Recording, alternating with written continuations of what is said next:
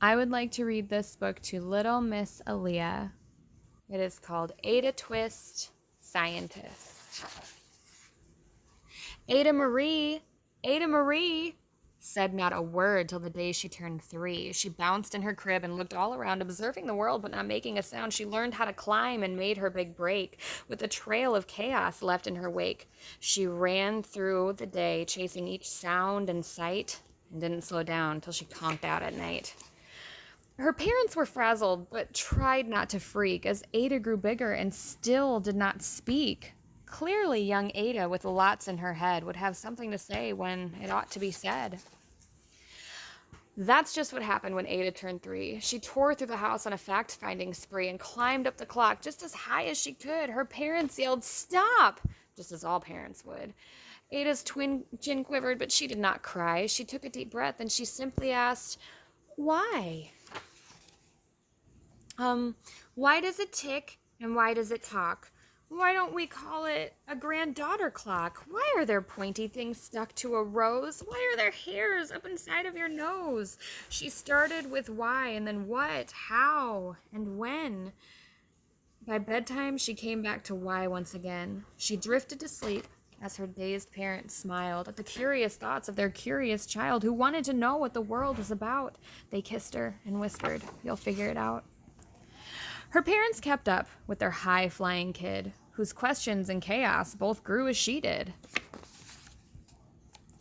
Even Miss Greer found her hands were quite full when young Ada's chaos wreaked havoc at school. But this much was clear about Miss Ada Twist. She had all the traits of a great scientist. Ada was busy that first day of spring, testing the sounds that make mockingbirds sing when a horrible stench whacked her right in the nose. A pungent aroma that curled the toes. "Owie," said Ada, which got her to thinking, what was the source of that terrible stinking? How does a nose know there's something to smell, and does it still stink if there's no nose to tell? She rattled off questions and tapped on her chin. She'd start at the start where she ought to begin. A mystery, a riddle, a puzzle, a quest. This was the moment that young Ada loved best. Ada did research to learn all she could of smelling and smells. Watch. It grows.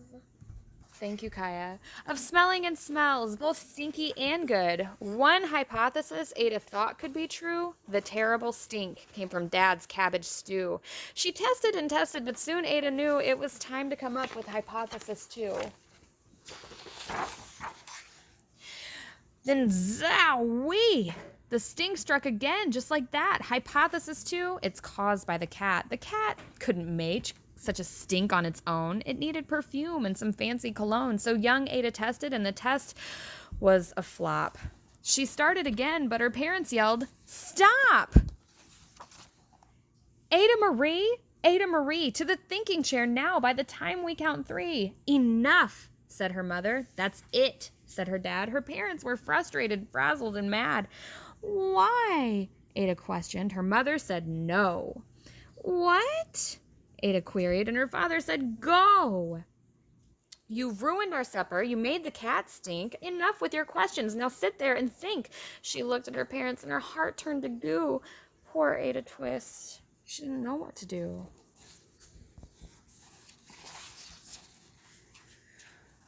She sat all alone by herself in the hall, and Ada, once more, could say nothing at all.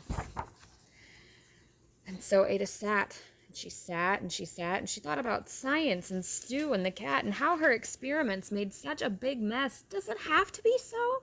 Is that part of success? Our mess is a problem? And while she was thinking, what was the source of that terrible stinking? Ada Marie did what scientists do. She asked a small question, and then she asked 2, and each of those questions led her to 3 questions more. And some of those questions resulted in 4. As Ada got thinking, she really dug in. She scribbled her questions and tapped on her chin. She started at why, and then what, how, and when. At the end of the hall, she reached why once again. Her parents calmed down, and they came back to talk. They looked down the hallway, and they just had to gawk. No patch of bare paint could be seen on the wall. The thinking chair was now the great thinking hall. They watched their young daughter and sighed as they did. What would they do with this curious kid who wanted to know what the world was about? They smiled and whispered, "We'll figure it out." And that's what they did, because that's what you do when your kid has a passion and a heart that is true. They remade their world, and now they're all in the act of helping young Ada sort fiction from fact. She had lots of questions. How could she resist? It's all in the heart of a young scientist. And as for that smell, well, what can Ada Twist do but learn all she can with her friends in grade 2? Will they discover the stink that curls toes? Well, that is the question, and someday, who knows?